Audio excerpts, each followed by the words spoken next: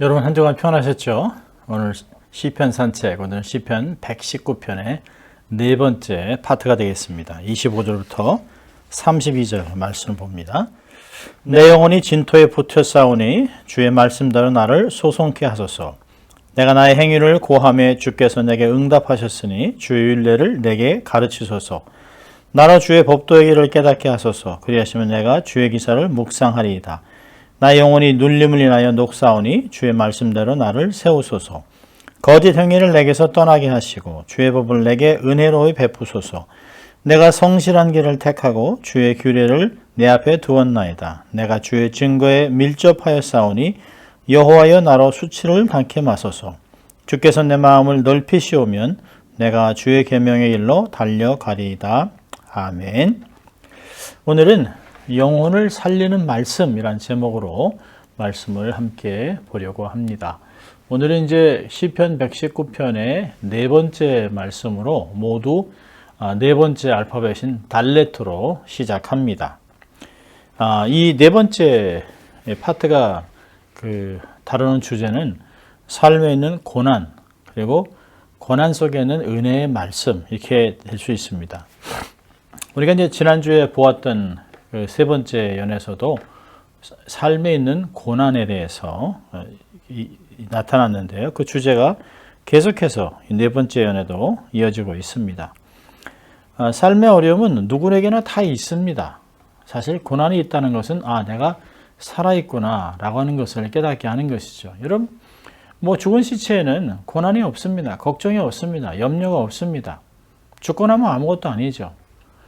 로즈힐에 가면, 묘지에 가면 누구도 컴플레인하지 않습니다. 죽었기 때문에 그런 것입니다. 살아있기 때문에 고난이 있고 환난이 있고 어려움이 있습니다. 특별히 또 하나님을 섬기기 때문에 불신자들이 겪지 않는 영적인 또 그런 심적인 고난이 있는 것입니다. 이럴 때 하나님의 도움이 사람의 도움보다 훨씬 낫고 훨씬 효과적이라고 하는 것, 사실 성경은 우리에게 가르쳐주고 있습니다. 여러분, 시편 기자가 힘든 상황들을 이렇게 묘사합니다. 첫 번째 보면 어려움에 빠져 있는데요.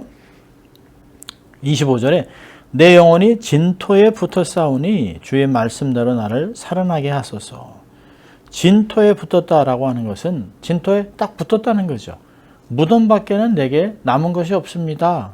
나는 쇠약하고 죽게 되었기 때문에 이젠 회복의 가능성마저도 없습니다 라고 하는 어떤 절망의 절규를 하고 있습니다.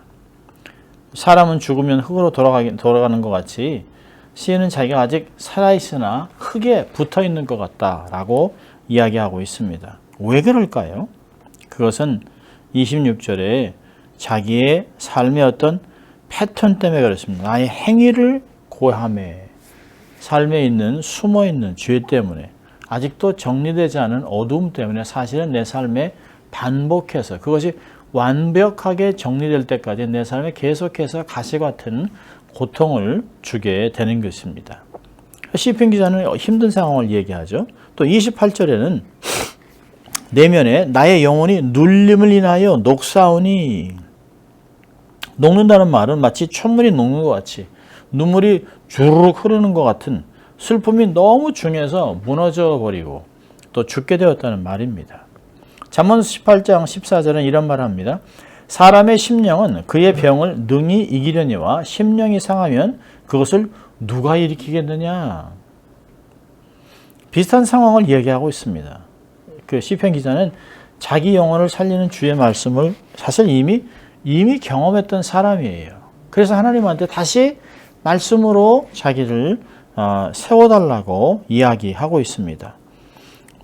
주의 말씀대로 나를 세우소서. 왜 영혼이 눌릴까요? 그 29절을 보면 거짓 행위 때문에, 삶의 속임수를 쓰기 때문에, 삶의 정도를 가지 않기 때문에, 꾀를 부리기 때문에 삶에 어려움이 오는 것입니다. 여러분, 세상 사람들은 속이고 사기를 쳐도 우리 같은 그런 양심의 가책이나 또 영적인 어려움이나 하나님으로부터 징계를 받지 않아요. 그들은 어차피 이 세상에 살다가 지옥 갈 인생들이기 때문에, 또 세상에서 살아가는 것이 세상의 기준을 갖고 살아가기 때문에 절대로 그들은 어려움을 겪지 않습니다. 심령이 상하거나 양심이 찔리지 않아요. 속임수를 써도 수단과 방법을 동원해서 어떤 일도 할 수 있는 사람들이 세상 사람들입니다. 여러분 뭐 남자가 여자로 변하고 여자가 남자로 변하고 성전환 수술하고 자기가 원하는 대로 다 하는 술, 담배, 마약, 성 이런 것에 자유로운 사람들이 뭘 못하겠습니까? 아무 양심의 가책도 없어요. 영혼이 눌리지 않습니다. 자, 이런 상황에서 거의 죽게 되었다. 영혼이 너무 눌리는 것 같아서 막 그냥 천둥이 녹아는 것 같이 쫙 그렇게 어려움을 당하고 있다는 그런 이야기를 하는 그러면서 사실은 시편 기자는 하나님께 기도하죠. 25절에 하나님 다시 소송케 해 주십시오. 다시 살려 주십시오. 여러분 28절에 뭐라 그래요? 나를 세워 주십시오. 나를 강하게 해 주십시오라고 기도하고 있습니다. 여러분 25절이나 28절에 어려움을 고백했지만 그 뒤에 붙어 있는 말씀이 똑같습니다. 주의 말씀대로 나를 소송케 하소서, 주의 말씀대로 나를 세우소서, 경고케 해주소서. 영혼을 살리고 영혼을 다시 세우고 견고하게 하는 것 수단은 말씀밖에 없다는 거예요. 시편 기자는 정확하게 알아요.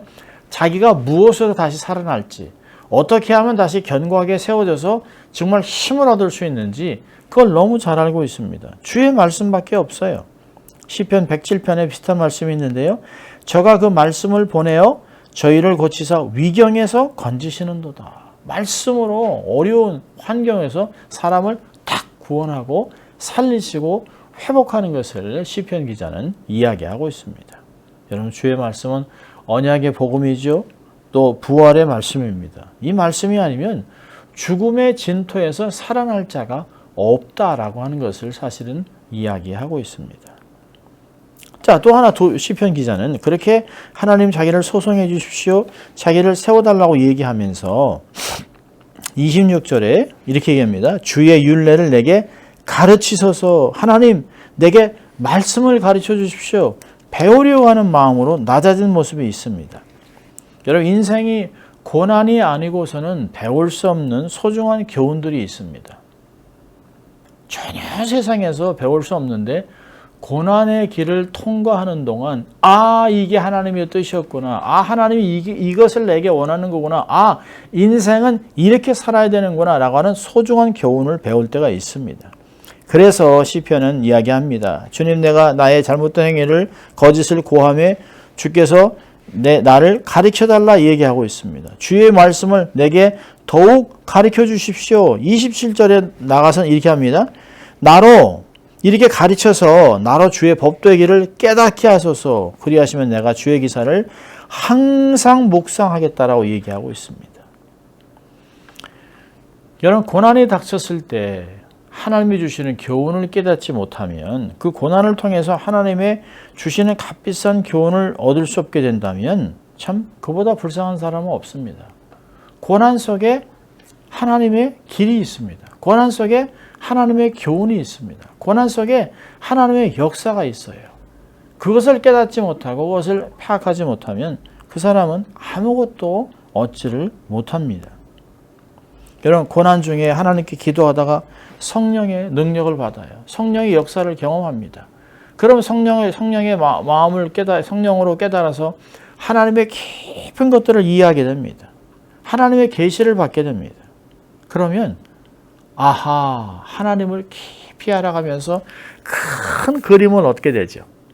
작은 그림이 있을 때는 도저히 알 수 없지만 큰 하나님의 지도를 보고 하나님의 그림을 보고 나니까 하나님의 역사가 여기 있구나. 하나님의 뜻이 여기 있구나. 하나님의 길이 여기 있구나. 이렇게 알게 된다는 것이에요. 여러분 우리의 삶에 위험한 건 뭘까요? 말씀을 곡해하는 거예요. 말씀을 이해하지 못하는 거예요. 말씀을 오해하는 것입니다. 그렇게 되면 더 큰 고난이 옵니다. 출구가 아닙니다. 잘못 나가는 것이에요. 어려움이 가중됩니다. 혼돈을 경험하게 되는 것을 볼 수 있다고 성경은 우리에게 이야기하고 있습니다. 자, 세 번째로는 29절에 하나님 거짓 행위로부터 떠나게 해달라라고 기도하고 있습니다. 하나님의 말씀에 딱 비춰보니까 이건 잘못된 것이에요. 세상 사람들이 다 편하게 하지만 하나님 말씀을 딱 비춰보니까 아, 이건 거짓이었구나. 아, 이거 적당하게 둘러대는 것, 적당한 거짓말, 잘못됐다라고 하는 것을 아는 것이에요. 하나님의 말씀, 하나님의 도덕의 기준은 세상의 기준을 능가합니다. 세상이 감당치 못하는 높은 고도의 윤리를 하나님이 요구하세요. 하나님 얘기하시잖아요. 나를 닮으라 얘기합니다. 세상을 닮아가는 것이 아니에요. 세상의 사람을 닮는 것이 우리의 목적이 아닙니다. 우리는 예수 그리스도를 닮아가는 것입니다. 하나님이 사람을 선하게 지었으나 사람은 많은 꾀를 냈다라고 전도서 7장 29절 얘기합니다. 이 꾀가 뭘까요? 세상에서 얘기하는 방법입니다. 노하우입니다. 세상에서 살아가는 노하우를 얘기합니다. 여러분, 하나님의 사람은 그것만으로 살아가지 않습니다. 하나님은 세상의 노하우가 아닌 하나님의 말씀대로 삶을 살아가기를 원하세요. 흠도 없이 티도 없이 하나님 앞에 서기를 원하십니다. 또요, 뭘 구합니까? 하나님의 은혜를 달라고 얘기합니다. 은혜로이 하나님 주의 법을 내게 은혜롭게 베풀어 달라. 하나님의 은혜와 공율이 필요하죠. 우리는 우리의 힘으로 살아가지 않습니다. 우리의 경험이나 우리의 지식이나 그런 걸로 우리는 살아가는 것이 아니에요. 그래서 하나님의 은혜가 필요하고 하나님의 공율이 필요합니다. 은혜는 뭘까요? 우리가 도저히 받을 수 없는 것을 하나님께로 받는 것이에요. 공율은요, 우리가 받아야 되는 징계, 징벌 이런 것들을 받지 않게 하는 것입니다. 그래서 히브리서 4장 16절은 하나님 앞에 은혜와 공유를 얻기 위하여 하나님의 보좌 앞에 날마다 나가라고 우리에게 권면하고 있습니다. 바울은 에베소 6장 24절에 에베소서를 마치면서 이렇게 얘기합니다. 우리 주 예수 그리스도를 변함없이 사랑하는 모든 자에게 은혜가 있을지어다. 은혜로 세상을 감당하는 것이, 은혜로 고난에 통해 주시는 뜻을 깨닫는 것이, 은혜로 하나님의 마음을 품게 되는 것이죠. 자, 이렇게 기도를 한 후에 시편 기자는 세 가지 결단을 합니다. 30절, 31절, 32절에 자 보면 30절에 진리의 길을 택하게 얘기합니다. 내가 성실한 길을 택하고 주의 규례를 내 앞에 두었습니다. 여기서 시인이 선택한 성실한 길은 29절에서 얘기하는 거짓 행위와 정반대의 개념입니다. 갈라디아서 6장 16절에서 모든 이 규례를 행하는 자에게와 하나님이 이스라엘에게 평강과 긍휼이 있을지어다. 진리의 길을 택하고 말씀을 따르는 자들에게 하나님의 평강을 주시는 것이에요. 이사야 26장 12절 13절에 여호와여 주께서 우리를 위하여 평강을 베푸시리오니 주께서 우리 모든 일을 우리를 위하여 이루시미니이다. 여호와 우리 하나님이시여 주 외에 다른 주들이 우리를 관할하여 싸우나 우리가 주만 의뢰하고 주의 이름을 부르리이다. 아주 놀랍습니다, 여러분. 주의 길, 주의 편에 서겠다고 이야기하고 있습니다. 내가 하나님의 말씀, 그 진리의 길을 딱 내 삶의 지표로 삼았다라고 이야기하고 있습니다. 31절은요, 하나 더 나가요. 주의 윤례를 붙잡는다. 내가 주의 증거들에 매달려 싸우니 라고 얘기합니다. 여러분, 여기 보면 여기 매달려 싸우니라고 하는 단어는 히브리어 다바크란 단어인데요. 25절에서 진토에 붙었다라는 단어가 똑같은 단어입니다. 이 단어는 착 달라붙다, 밀착되다, 의지하다, 또 붙였다라고 하는 의미가 있습니다. 룻이 나오미를 붙쫓았다라고 하는 다바크라고 하는 얘기를 합니다. 다바크는 마치 완전히 하나가 되는 것을 이야기하고 있습니다. 시인이 주의 증거들에 매달렸다고 말하는 것은 자기 상황이 자기 생각, 자기 뜻대로 전개되지 않고 여전히 고난의 한가운데 처해 있지만 그럼에도 불구하고 마음이 상하거나 낙심하지 않고 주의 말씀을 굳건하게 붙잡겠다라고 하는 결심을 보여주고 있습니다. 여러분, 고난의 상황에서 또 고난당하는 그 현장에서 마음이 상하지 않는 방법은 주의 말씀을 딱 붙잡는 것입니다. 좌로나 우로나 치우치지 않는 것이에요. 하나님의 말씀 붙잡고 있으면 세상 폭풍이 임할 때 수치를 당하지 않습니다. 부끄러움 당하지 않아요. 여러분, 성도들은 하나님이 이 땅에 두신 자존감입니다. 자존심입니다. 내 자녀, 세상에서 자랑하는 나의 자녀, 내 백성이라고 하는 하나님의 눈동자같이 지키는 자들이에요. 그런 사람들이라면 주의 증거, 말씀을 딱 붙들고 있어야 합니다. 자, 32절은 이제 행동을 얘기합니다. 주께서 내 마음을 넓히시오면 내가 주의 계명의 일로 달려가겠습니다. 주의 말씀의 일로 달려가겠다는 것이에요. 여러분, 시인의 기자의 이 소원을 잘 들어보세요. 환경을 바꿔주면, 환경을 더 좋게 해주시면, 나를 성공해 주시면 내가 하나님 말씀으로 달려가겠다, 그렇게 하지 않습니다. 환경이 바뀌고 안 바뀌고 중요하지 않아요. 여기서 가장 문제는 자기의 마음에 대해서 얘기합니다. 내 마음을 넓히시면, 비록 상황은 여전할지라도 주께서 마음을 넓혀주시면 주의 계명을 따라가겠다는 것이에요. 여러분, 이게 마음을 넓힌다라고 하는 말이 뭘까요? 이게 유사한 말씀이 열왕기상 4장 29절에 나오는데요. 하나님이 솔로몬에게 지혜와 총명을 심히 많이 주시고 또 넓은 마음을 주시되 바닷가에 모래같이 하시니, 여기서 넓은 마음이 바로 마음을 넓히는 것이에요. 많은 지혜와 총명을 담은 넓은 지성을 이야기합니다. 히브리어로 마음이라고 하는 레바브라고 하는 것은 인간의 장기로 심장을 가리키고요. 은유적으로는 인간의 생각, 의지, 감정, 그리고 옳고 그름을 판단하는 지식, 양심, 이 자리를 가르치고 있습니다. 그렇다면 여기서 시인이 주께서 내 마음을 넓히면이라고 하는 말은 이 모든 상황을 이해할 수 있도록 마음에 이해함을 주시고 넓은 지성을 주시면 이라고 하는 뜻으로 우리는 볼 수 있습니다.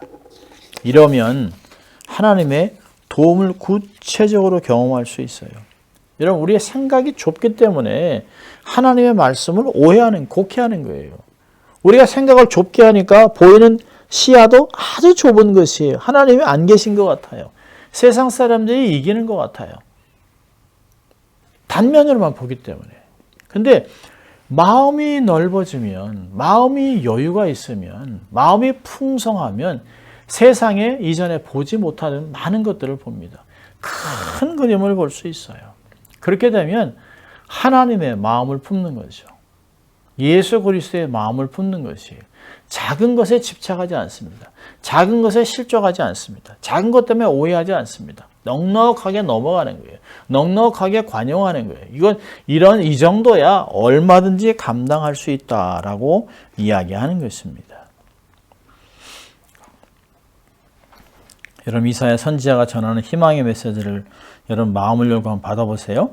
이사야 40장 29절 31절 우리가 잘 아는 말씀인데요. 피곤한 자에게는 능력을 주시며 무능한 자에게는 힘을 더하시나니 소년이라도 피곤하며 곤비하며 장정이라도 넘어지며 쓰러지되 오직 여호와를 앙망하는 자에는 새 힘을 얻으리니 독수리가 날개치며 올라감을 같을 것이요 다른 박제라도 곤비치 아니하겠고 걸어가도 피곤치 아니하로다.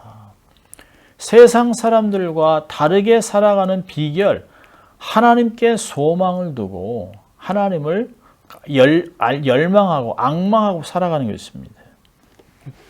그분의 말씀을 붙잡고 그분과 동행하고 그분의 은혜의 날개 밑에 거하는 것입니다.